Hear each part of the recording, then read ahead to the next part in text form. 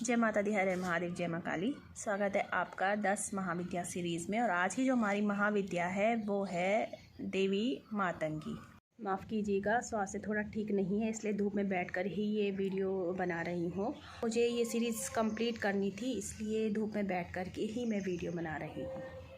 आवाज़ भी थोड़ा भारी हो रखी है, फीवर है, लेकिन जिम्मेदारी जो उठाई है वो तो पूरी करनी ही होगी। मातंगी जिन्हें के कहा जाता है कि इन्हें जूठा भोग चढ़ाया जाता है, तो आज की वीडियो में हम जानने का प्रयास करेंगे कि आखिर ऐसा क्यों कहा जाता है। देवी मातंगी जो है वो पूर्ण तांत्रिक स्वरूप है। और तांत्रिक स्वरूप से यहाँ ये बिल्कुल भी ना समझें कि मैं किसी तांत्रिक की बात कर रही हूँ। तांत्रिक स्वरूप से मेरा अर्थ है कि इनकी जो पूजा की जाती है, आराधना की जाती है या साधना की जाती है, उसका जो प्रोसेस होता है वो बिल्कुल भी वैदिक नहीं होता है। वो तांत्रिक तरीके से ही इनकी सारी विधियां की जाती हैं, वैदिक तरीके से इनको नहीं पूजा जाता है, क्योंकि इनकी जो ऊर्जा है वो इसी प्रकार की ऊर्जा होती है जिसे कि तांत्रिक विधि द्वारा ही पूजा जा सकता है। और इनकी पूजा में सदैव बिल्कुल सटीक सामग्री और सटीक स्थान और सटीक तरीका होना बहुत ही ज़रूरी है। इनकी पूजा में कोई भूल चूक या कुछ भी कमी रह जाए तो ये चीज़ ये बिल्कुल बर्दाश्त नहीं करती हैं। और इनकी पूजा में एक चीज़ ध्यान ये भी रखना पड़ता है कि इनकी पूजा का एक विशेष दिन रहता है, उस दिन को भी ध्यान में रख करके ही इनकी पूजा की जाती है। और ये जो मातंगी हैं, इनके कई स्वरूप है। ये देवी जो हैं आपको एक स्वरूप में नहीं मिलेंगी, इनके विभिन्न स्वरूप माने गए हैं। जैसे कि इन्हें मीनाक्षी अम्मा कहा जाता है, नील सरस्वती कहा जाता है, राज सरस्वती कहा जाता है। मतलब ये जो इनके ये नाम है, ये स्थान के हिसाब से अलग अलग इनको नामों से पुकारा जाता है। इसके अलावा इनके कई नाम हैं, और इतने नाम अगर मैं यहाँ लेने लग जाऊँ तो वीडियो काफ़ी लंबा हो जाएगा, इसलिए जो मेन मुख्य नाम है वो मैंने आपको बताए हैं। और इनके बारे में अगर ज़्यादा जानकारी चाहते हैं आप, नाम इनके और भी आप जानना चाहते हैं, तो कमेंट कर दीजिएगा, मैं प्रॉपर एक वीडियो इन्हीं पर बना दूंगी अलग से। यहाँ हम मुख्यतः देवी के दो रूपों की बात करेंगे। इनमें से एक है उच्चिष्ट चांडालिका और दूसरी है राज मातंगी। तो पहले उच्चिष्ट चांडालिका के बारे में बात करते हैं। बात उस वक्त की है कि जब माँ पार्वती का और महादेव का विवाह हुआ था, तो सभी देवगणों ने माता पार्वती से मिलने की इच्छा जाहिर की और सभी देवगण बारी बारी से माँ से मिलने गए, माँ के हाथ से बना हुआ भोजन ग्रहण किया। उसी वक्त देवी लक्ष्मी और श्री हरि भी माँ पार्वती और महादेव से मिलना चाहते थे, तो वो भी माँ पार्वती और महादेव से मिलने गए। उनका जो अंदर मतलब मिलने का नंबर आया वो सबसे लास्ट में आया।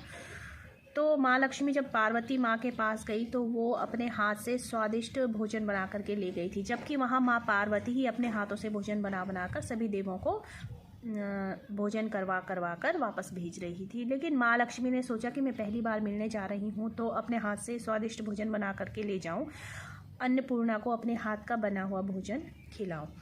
तो जब माँ लक्ष्मी और श्री हरि विष्णु माँ पार्वती के पास गए, उन्हें भोजन परोसा, तो जैसे ही महादेव ने पहला निवाला उठाया तो मुंह में डाल रहे थे, तो मुंह में डालने से पहले ही उस निवाले में से कुछ हिस्सा गिर करके ज़मीन पर आ गया। तो जैसे ही निवाले का थोड़ा सा हिस्सा भोजन का धरती पर गिरा तो वहाँ से एक देवी प्रकट हुई, जिन्हें के उच्चिष्ट चांडालिका कहा जाता है।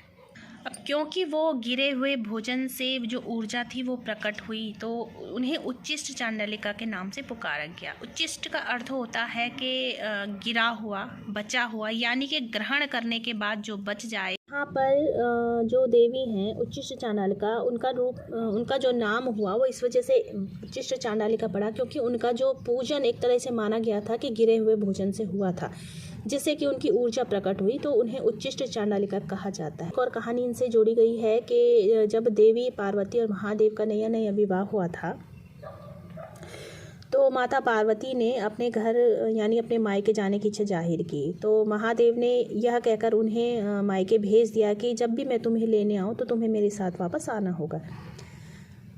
यह सुनकर माता अपने मायके चली जाती है, और अब जब कुछ दिन बीत जाते हैं तो माता को महादेव की याद सताने लग जाती है। वो कैलाश वापस आना चाहती हैं। महादेव भी सोचते हैं कि अब तो काफ़ी समय बीत चुका है पार्वती को मायके गए हुए, तो उन्हें वापस लेकर के आना चाहिए। यह सोचकर महादेव माँ को लेने उनके मायके पहुँचते हैं। जैसे ही वो महल के बाहर पहुँचते हैं तो उन्हें एक लीला सूझती है और वो सोचते हैं कि क्यों न मैं अपना रूप बदल लूँ, देखूँ कि पार्वती मुझे पहचानती है या नहीं। तो यह सोचकर वो अपना जो वेश है वो एक ज्योतिषी के रूप में बदल देते हैं। मंदिर में अंदर प्रवेश करते हैं तो वहाँ सभी उनसे अपना भविष्य जानने लगते हैं। उसी वक्त वहाँ देवी पार्वती भी आ जाती हैं और महादेव से कहती हैं कि मुझे भी अपना भविष्य जानना है, क्योंकि मेरा भी नया नया विवाह हुआ है, तो मैं अपने वैवाहिक जीवन के बारे में जानना चाहती हूँ कि ये कैसा रहेगा। तो महादेव कहते हैं कि भविष्य तो मैं आपका बता दूं, लेकिन भविष्य के बदले मुझे दक्षिणा चाहिए।